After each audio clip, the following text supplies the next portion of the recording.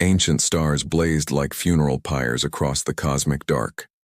Near the third world of the Kepler system, two mighty war fleets hung motionless in the void, facing each other like gladiators in some vast arena.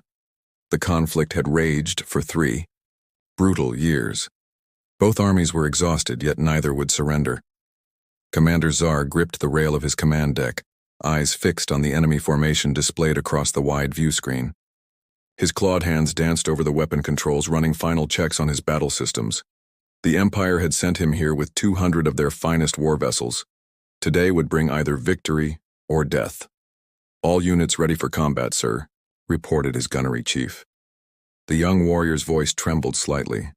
Even after 3 years of bloodshed, the sight of so many hostile ships still chilled the crew to their bones. Czar's people had sailed between the stars for over 1,000 years. They had forged a mighty empire spanning 50 solar systems. But never had they fought a war like this nightmare. Battles were meant to be swift and clean, a few quick strikes, some talking, then peace. This horror dragged on endlessly, draining both sides like open wounds. Across the killing field, Admiral Velnara of the Free Worlds checked her own battle line. She had clashed with Czar countless times before. Each knew the other's tricks by heart. Both commanders possessed great skill, both burned with determination. Both understood that today's fight would settle everything. "Enemy force holding steady," her scanner officer announced. "They're waiting for our first move." Velnara's lips curved into a grim smile. Her blue flesh darkened to purple when battle joy stirred within her. After 3 years of fighting the Empire, she had mastered their attack patterns. Czar was cautious and clever. He would never strike until certain of crushing victory. The Alliance fleet spread wide like hunting birds. Their ships were sleek and swift, built for lightning raids. The Empire vessels were massive and heavily armored, designed for brutal slugging matches. Each force had strengths. Each carried fatal weaknesses. Between the two armies, empty space waited like a tomb. Soon that darkness would burn with energy beams, missiles, and dying ships. Thousands of soldiers would perish, perhaps tens of thousands. Both leaders knew this terrible truth, yet they also knew they had no choice. The war had gone too far for mercy now. Czar studied his battle display. His ships outnumbered the foe, slightly, but Velnara was cunning. She might have reserves hiding nearby, ready to pounce when his guard dropped. He had learned never to trust what his sensors told him. "Begin attack sequence," he commanded. "All ships advance on my mark." The Empire fleet lurched forward slowly. Their great vessels stayed bunched together, protecting each other with overlapping energy shields. It was an ancient tactic, but it worked. The Alliance would have to come to them or watch their home worlds burn. Velnara watched the enemy movement and nodded grimly. This was exactly what she expected.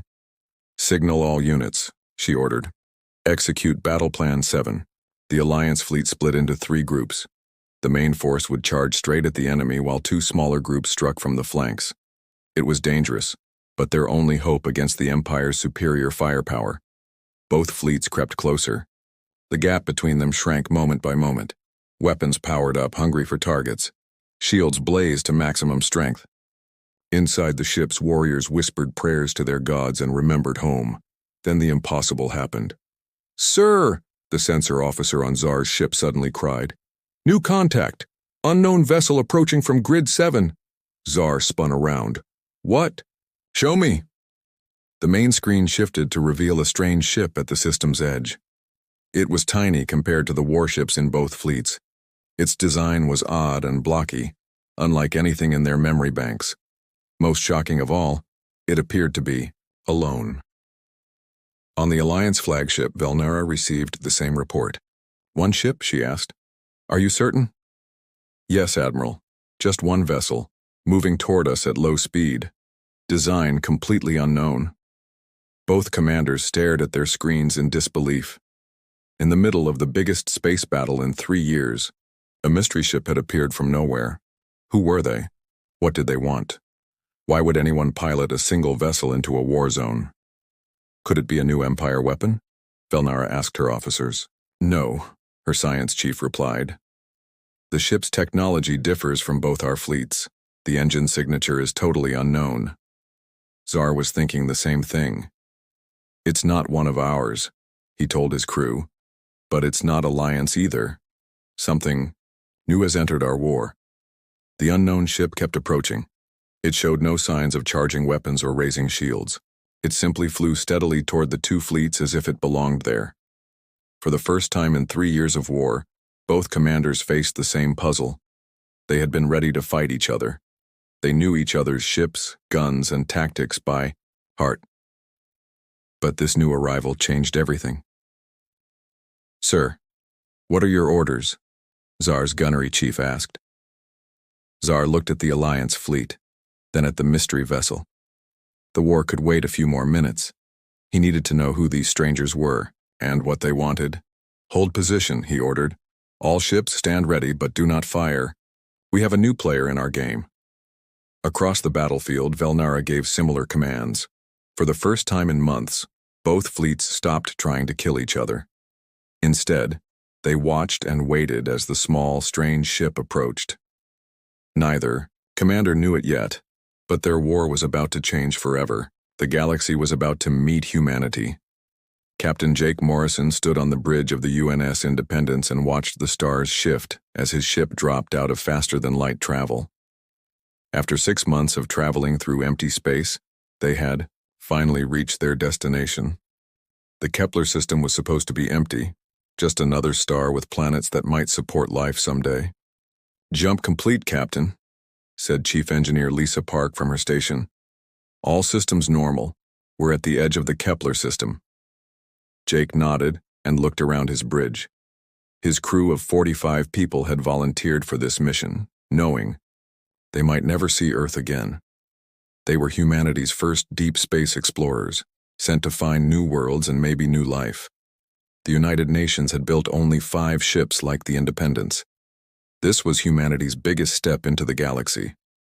"Ryan, start scanning the system," Jake ordered his tactical officer.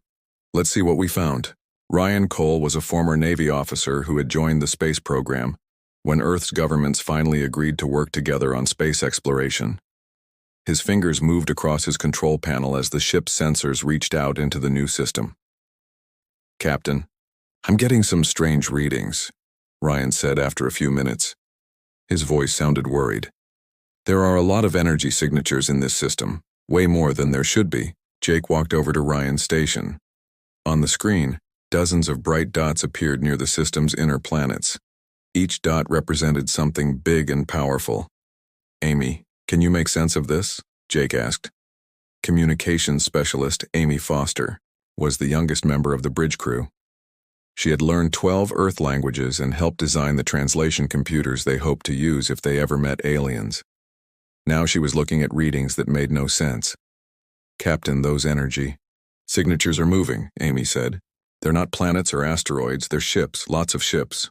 The bridge went quiet. Everyone knew what this meant. They had hoped to find alien life, but they had found something much bigger. They had found an alien war. "How many ships?" Jake asked. Ryan checked his readings again. "I count at least 400, sir, maybe more. They're in 2 large groups facing each other near the 3rd planet." Dr. Helen Cruz, the mission's science officer, looked up from her station. She had been studying the star charts when the ship arrived. Now she was looking at something that would change human history forever. "Captain, this appears to be a battle formation," Helen said. "Both groups of ships are positioned for combat. We may have arrived in the middle of an active war zone." Jake felt his heart beat faster. Earth had sent them to explore and maybe make peaceful contact with any aliens they found. Nobody had prepared them for walking into the middle of an alien war. "Lisa, how fast can we get out of here if we need to?" Jake asked. Lisa checked her engine displays. "The jump drive needs 30 minutes to recharge, Captain. We're stuck here until then." Jake looked at the tactical display again. 400 alien warships. His ship had some defensive weapons, but nothing that could fight a real space battle. The Independence was built for exploration, not war. "Sir," Amy said quietly, "I'm picking up communications between the 2 fleets. The computer is trying to translate, but it's very difficult. They seem to be preparing for battle." Jake had to make a decision. He could order his crew to hide at the edge of the system and wait for the jump drive to recharge. Then they could return to Earth with news of alien life. Or he could try to make contact and risk his ship and crew. "Captain," Dr. Cruz said, "this is the most important moment in human history. We're the first humans to encounter alien intelligence. What we do here could determine how humanity's future unfolds." Jake knew she was right. Earth's leaders had sent them out here to represent all of humanity. They had hoped for peaceful first contact, but they had found something more complicated. "Amy, prepare a general broadcast," Jake ordered. "Mathematical sequences, basic physics, anything that shows we're intelligent and peaceful." "Yes, sir," Amy replied. She started working on a message that any intelligent species should be able to understand. "Ryan, move us closer, but keep us away from both fleets," Jake said. "I want them to see us, but I don't want to look threatening." "Captain, are you sure about this?" Lisa asked. "We don't know anything about these aliens. They might shoot first and ask questions later." Jake looked at his crew. They were scared, but they trusted him. They had all volunteered for this mission, knowing it was dangerous. Now the danger was real. "We came out here to meet aliens," Jake said. "Well, we found them. If we run away now, we might never get another chance. Earth needs to know what's out here." The Independence moved slowly toward the two alien fleets. As they got closer, the ship's sensors picked up more details.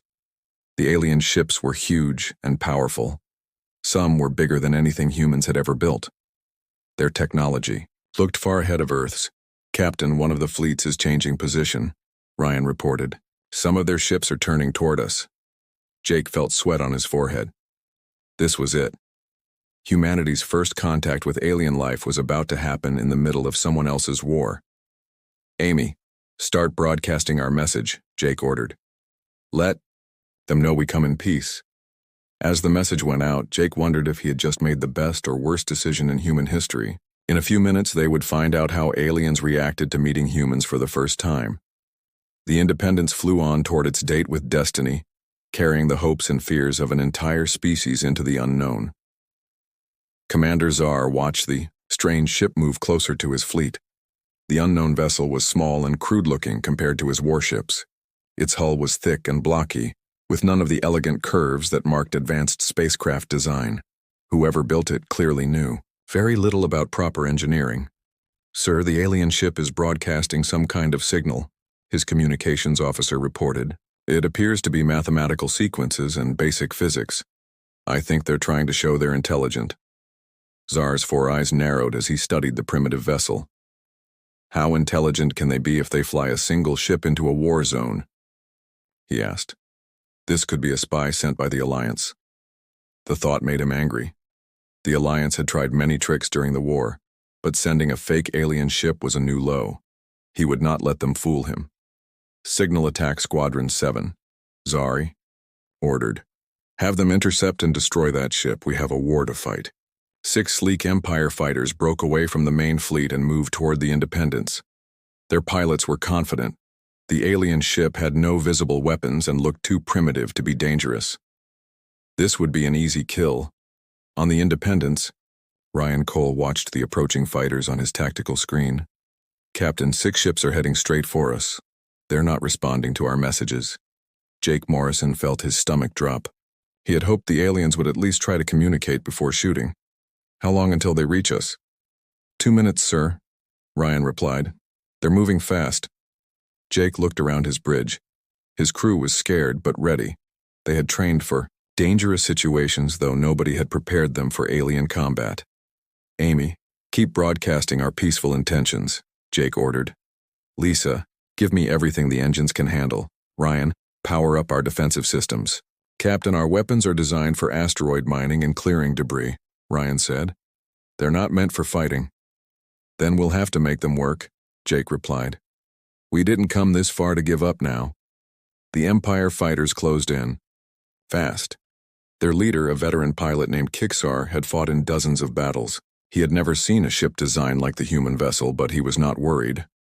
The primitive craft would be destroyed in seconds. "All fighters, attack formation," Kixar ordered. "Target their engines first, then finish them off." The fighters opened fire with precise energy beams. But something unexpected happened. The human ship's defensive systems activated, and a wall of projectile fire erupted from its hull. Ryan had activated every defensive gun on the Independence. The ship's mining lasers and debris clearance systems were not built for combat, but they fired much faster than alien weapons. Instead of carefully aimed energy beams, the human ship threw out hundreds of small projectiles every second. "What in the void is that?" Kixar shouted as his fighter shook from multiple impacts. He had never seen weapons that fired so quickly. His shields, designed to stop powerful energy beams, could not handle the constant rain of small projectiles. 2 fighters exploded immediately. The others scattered, trying to avoid the unexpected barrage. Kixar's own ship took heavy damage before he could pull away. "Retreat! Retreat!" he called to his remaining pilots. "That ship has weapons we've never seen before." On both alien flagships, commanders watched in shock as the primitive vessel drove off experienced fighters with ease. The human ship had not moved like a warship. It had not used advanced tactics. It had simply fired more bullets than anyone expected. Commander Czar stared at his tactical display.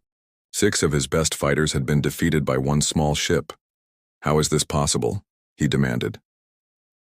Across the battlefield, Admiral Velnera was having similar thoughts.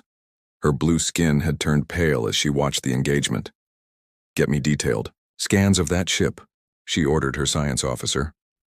Both fleets had stopped their preparations for battle. All attention was now focused on the mysterious human vessel that had just proven it was not as helpless as it looked. On the Independence, Jake's crew was celebrating their survival. "We did it," Ryan shouted. "We drove them off." But Jake was not celebrating. He knew they had just made the situation much more complicated. "Amy, are you getting any responses to our messages?" "Yes, sir," Amy replied. "Both fleets are trying to communicate with us now. The computer is working on translations." Dr. Helen Cruz looked up from her analysis station. "Captain, I'm studying the alien ship designs and their attack patterns. Something's not right here." "What do you mean?" Jake asked. "Their weapons are incredibly precise," Helen explained. "They could have destroyed us instantly if they wanted to. Instead, they used exactly the amount of force needed to disable our engines. These aliens fight very differently than humans do." Jake thought about this. Human military doctrine was simple. Use overwhelming force to end fights quickly. But these aliens seem to prefer precise, controlled attacks. "Sir, I'm getting partial translations," Amy reported. "Both fleets are asking who we are and where we come from. They also want to know about our weapons." Admiral Velnara was the first to establish clear communication. Her translation computers were more advanced than the Empire's equipment. Unknown. "Vessel, this is Admiral Velnara of the Free Worlds Alliance. Please identify yourself and state your intentions." Jake took a deep breath. This was the moment humanity had dreamed about for centuries.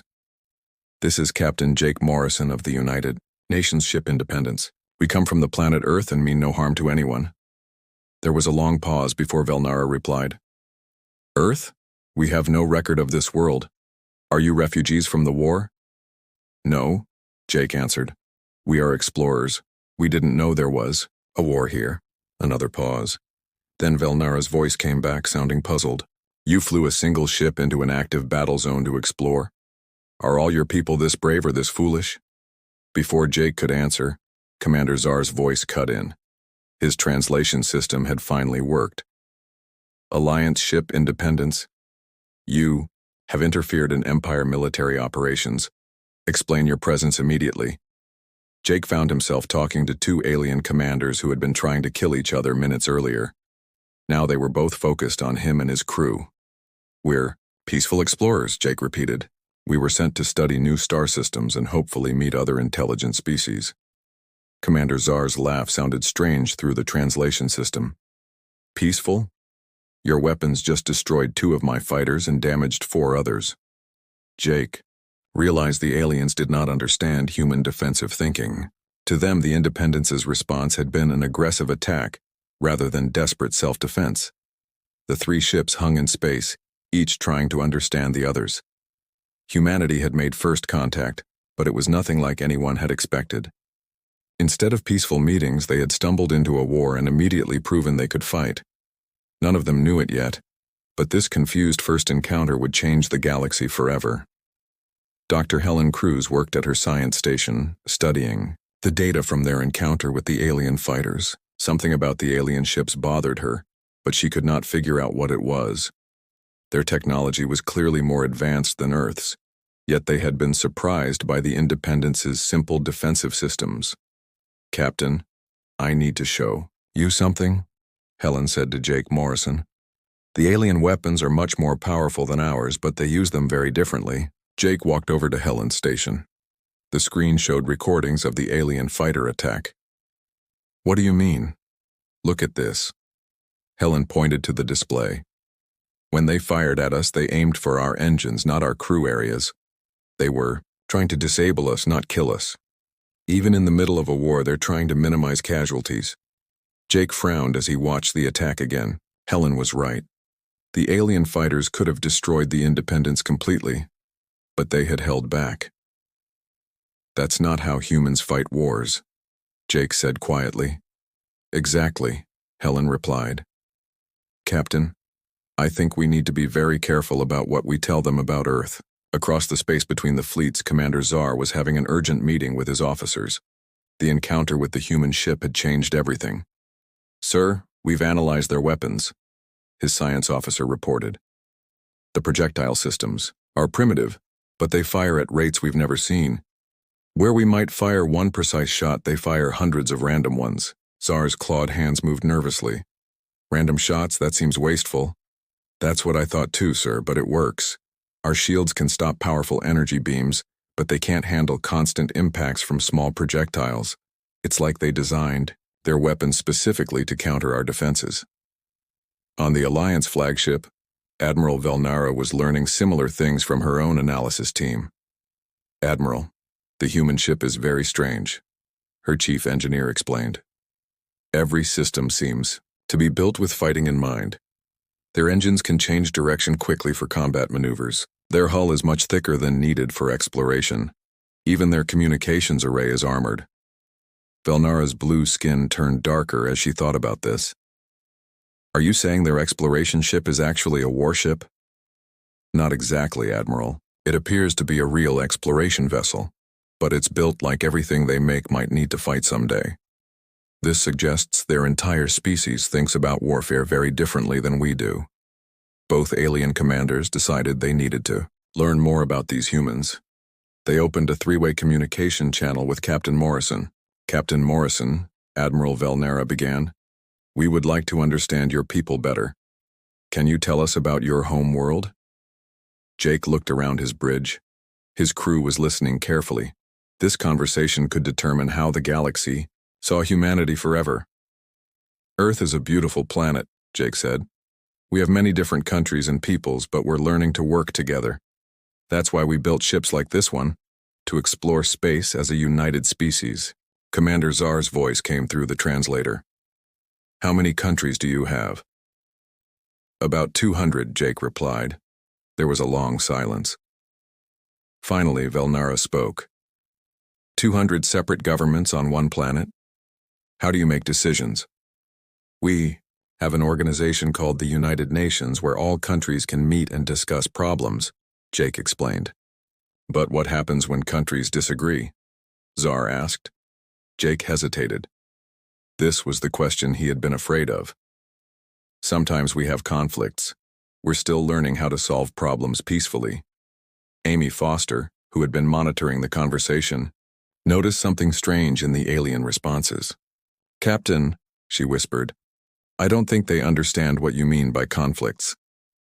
Dr. Cruz had been studying the alien communication patterns too. She had a terrible realization. "Captain, I think their species may not have wars the way we do. This conflict between their fleets might be the first real war they've ever fought." Jake felt cold as he understood what Helen was saying. Humans had been fighting wars for thousands of years. These aliens were fighting their first real war, and had been doing it for only 3 years. "Captain Morrison," Velnara said, When you say conflicts, do you mean like the current war between the Empire and the Alliance? Well, yes, Jake replied carefully. But Earth has had many wars throughout our history. How many wars? Czar asked. Jake looked at Dr. Cruz, who had been studying Earth's military history. She shook her head sadly. We've never been able to count them all. Thousands, maybe tens of thousands over our recorded history. The silence that followed lasted for several minutes. When the aliens finally spoke, their voices sounded different. Captain Morrison, Admiral Valnera said slowly, "Are you saying your species has been fighting continuous wars for your entire history?" Not continuous, Jake said. We've had periods of peace too, but yes, warfare has been a constant part of human civilization. Commander Czar's voice sounded shocked. And you've survived as a species? We've done more than survive, Jake replied. We've grown stronger. War taught us to work together, to innovate, to never give up. It's part of who we are. Dr. Cruz was monitoring the alien fleet movements. Both groups of ships were moving away from each other and closer to the Independence. Not in an attacking formation, but as if they wanted to be near the human ship for protection. "Captain," Helen whispered. "I think we just scared them." Amy was analyzing the alien communications. "Sir, they're talking to each other now. The translation is rough, but I think they're discussing whether to continue their war." Jake realized what was happening. The aliens had been fighting for 3 years and thought it was the worst thing imaginable.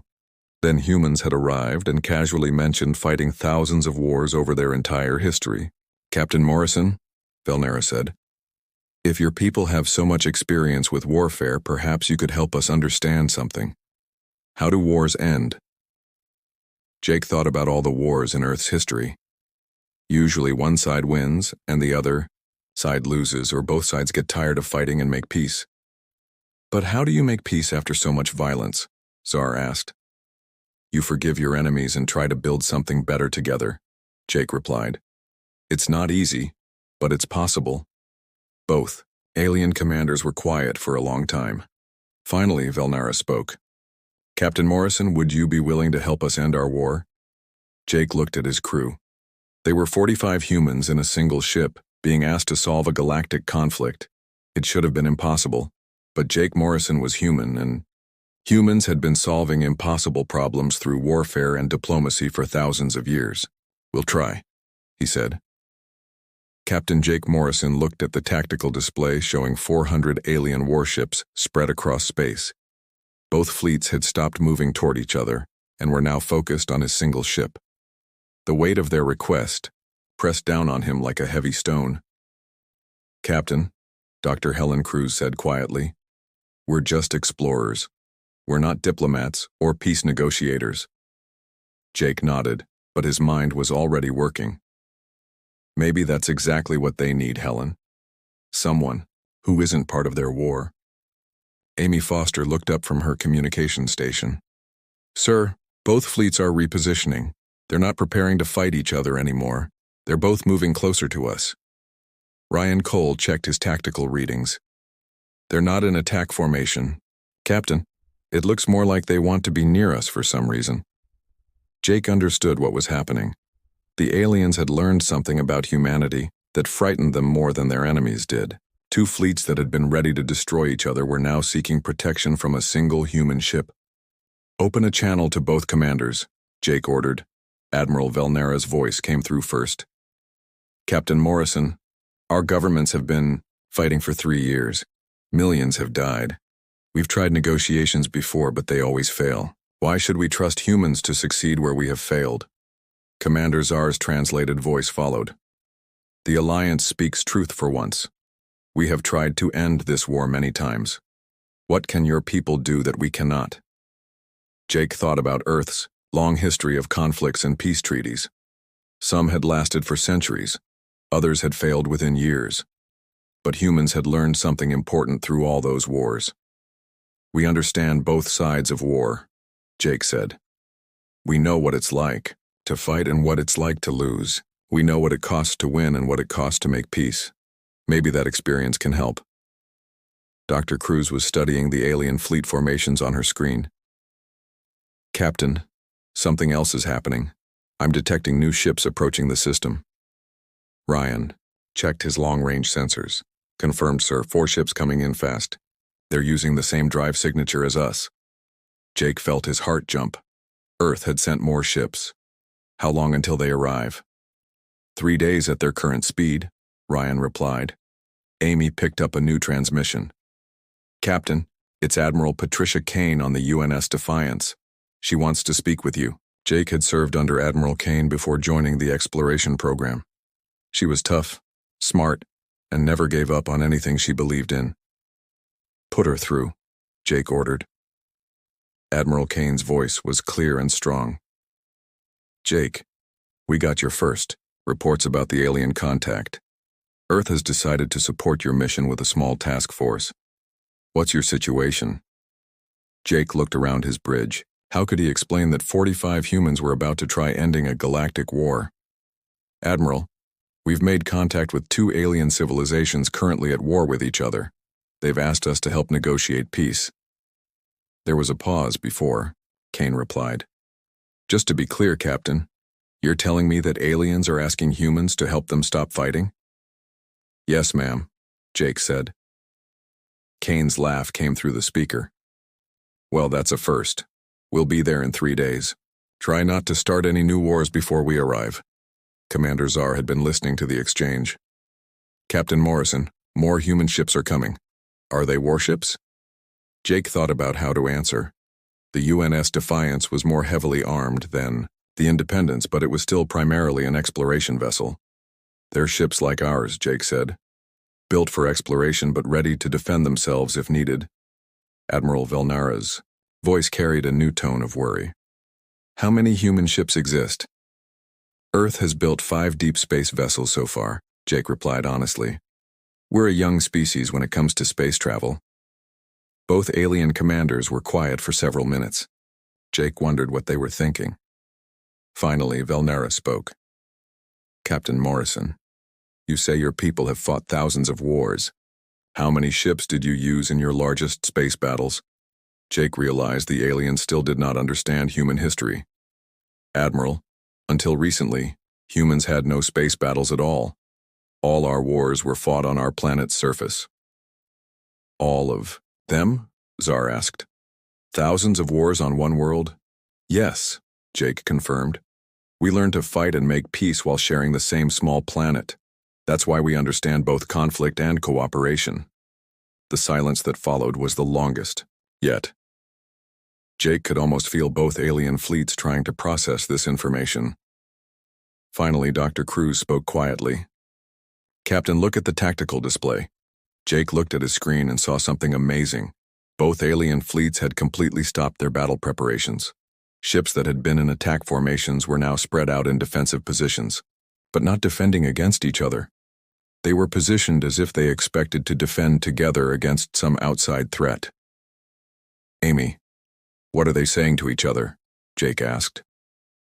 Amy listened to the alien communications and worked with the translation. Computer. Sir, they're discussing the possibility that there might be other species in the galaxy like humans, species that have been fighting wars for thousands of years. Jake understood. The aliens were not just worried about humans, they were worried about what other warlike species might exist in the galaxy. The Empire and Alliance had found something more frightening than each other. Captain Morrison, Admiral Velnara said, if we accept your help in ending our war, what would you require from us? Jake thought carefully. This was the moment that would define humanity's relationship with the galaxy. Nothing, Jake said. We help because it's the right thing to do. That's what humans do when we're not fighting. Commander Czar's voice sounded puzzled. You want nothing in return? No territory, no resources, no trade agreements? We'd like to be friends, Jake replied. We'd like to learn from you and share what we know, but we won't force you to give us anything. Both alien commanders began talking to their fleets. Jake could not understand the conversations, but Amy was translating what she could. Sir, both sides are discussing a ceasefire, Amy reported. They want to negotiate, but they want human observers present during the talks. Jake looked at his crew. They had come to explore new worlds and had instead become humanity's first ambassadors to a galactic civilization. In 3 days, Admiral Kane would arrive with more ships and more crew members. Together, they would try to end a war that had killed millions. "Tell them we accept," Jake said. "The United Nations will help both sides find peace." As his words were translated and broadcast to both fleets, Jake watched 400 alien warships slowly power down their weapons. For the first time in 3 years, the space around the Kepler system was quiet. The Armada had frozen not from fear of human weapons but from the realization that humans understood something they did not. Humanity had spent thousands of years learning that wars must end, that enemies can become friends, and that peace is always worth fighting for. Captain Jake Morrison and his crew had done something impossible. They had ended a galactic war simply by being human.